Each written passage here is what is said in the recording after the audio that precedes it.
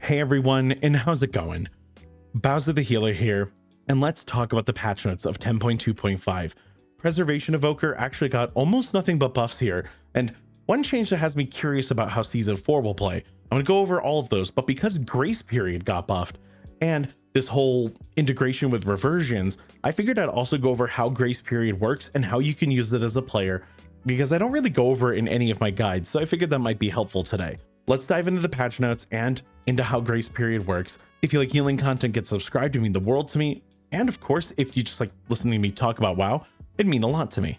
Okay, so let's just run through the patch notes real quick. Now, whenever you cast a reversion, not on a tick of reversion, on a cast of reversion, an essence burst can occur. This is a 15% chance, and while it's a 20% chance for a living flame, reversions are instant cast. So there will be reasons to press both, more on those in a minute. But because we're going to be getting more essence burst, that means that the mana cost of most spells has been increased by 10% to compensate. However, don't fear that too much. Timeless Magic, the node right before stasis, now also affects Temporal Anomaly, and that Temporal Anomaly, Reversion, Echo, and Time Dilation now are 10 and 20% less costly in the mana department.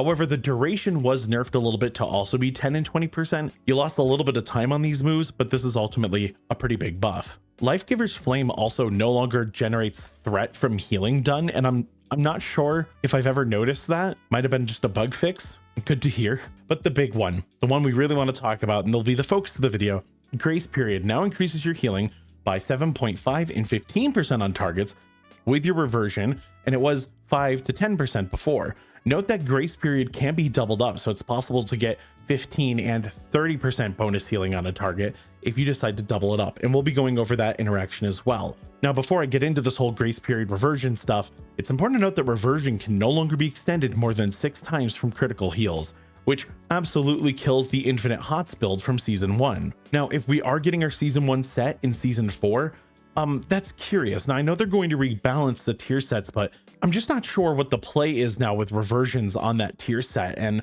if we're going to be able to run anything similar to it. But it'll be interesting to look at how the future unfolds once we have a better understanding of what our tier sets will look like in Season 4. Okay, so how does this Grace Period move work? How should I be using the new reversions? Using a reversion just has a chance to grant you Essence Burst, but again, it's only 15%. This does work through Temporal Anomalies and Echoes and all of that business. So if you have a bunch of Echoes delivered with Temporal Anomaly, you could cash out with a reversion, granting everyone a reversion and Grace Period if you have it talented.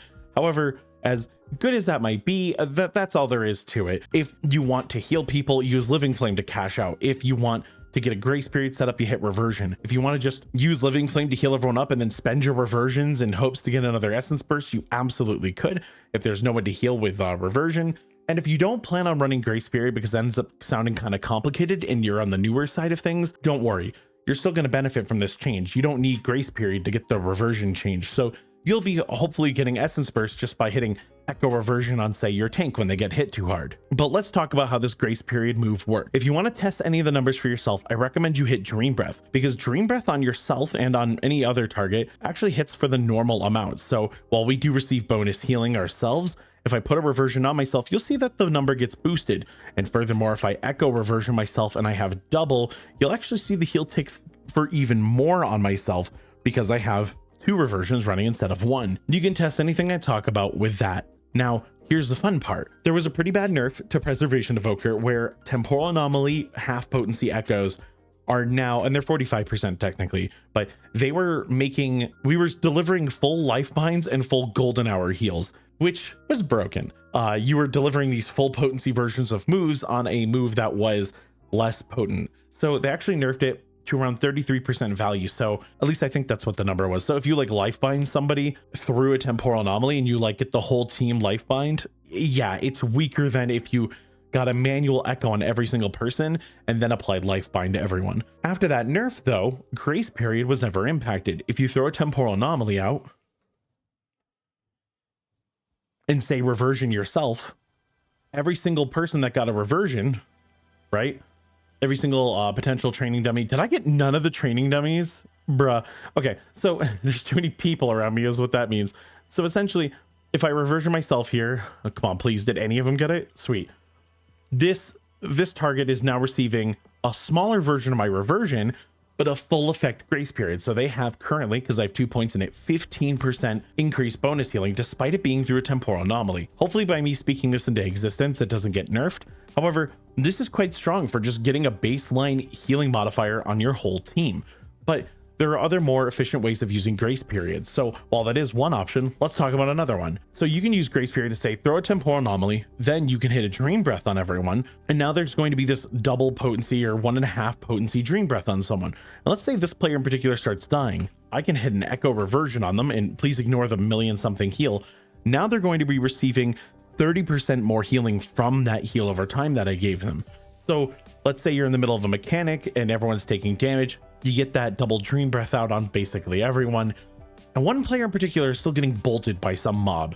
Well, you could kick the mob and stop them, but to heal them up, you could just throw a reversion or echo reversion on them. Golden Hour will proc twice and it will heal the target. And then furthermore, those heal over times will now tick even harder on that target, bringing their life bar back up. This can be great, especially in places like Waycrest Manor, where players take a ton of damage from mechanics and then also are getting attacked by the sisters. So you can, in the middle of a pull, reversion the target that needs more help to help them get back to full a little bit safer. This would also make healing through the brambles that get put on someone a lot easier as well if your cauterizing flame isn't back up. All right, so let's talk talents about this one. The very standard build is going to look a little bit more like this. A lot of people run this.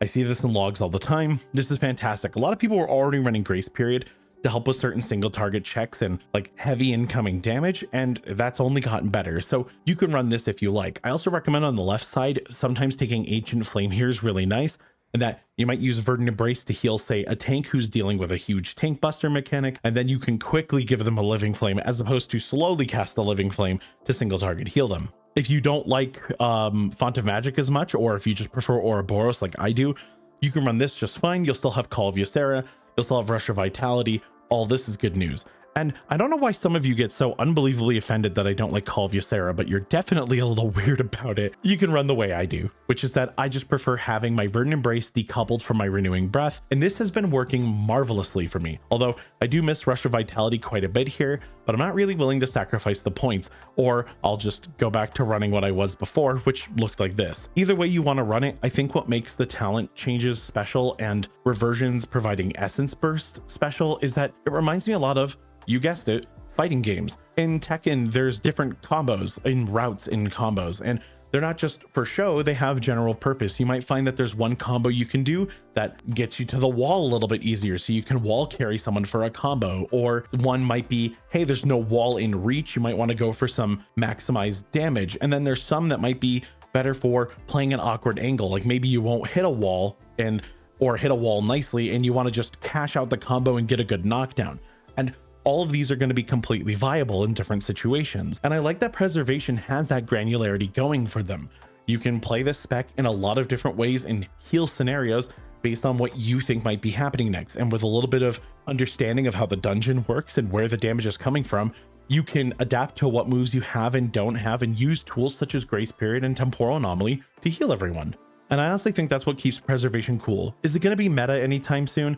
No, not unless the damage it provides is enough to sway an MDI timer. Realistically, when it comes to world record pushing, there's going to be a lot of people on other specs, but that doesn't mean it's not viable through the 24s and 25s and 26s. So if you're only somebody who plans on doing up to maybe 20s, trust me, you can still rock Preservation just fine. I think all these changes are, well, good. Nothing but good changes, except for our poor mana pool and unfortunately, Infinite HOTS. Not that we've run that in a minute, but sad to see that era completely gone from us. But let me know what you think about the patch down below, and I will catch you all in the next one.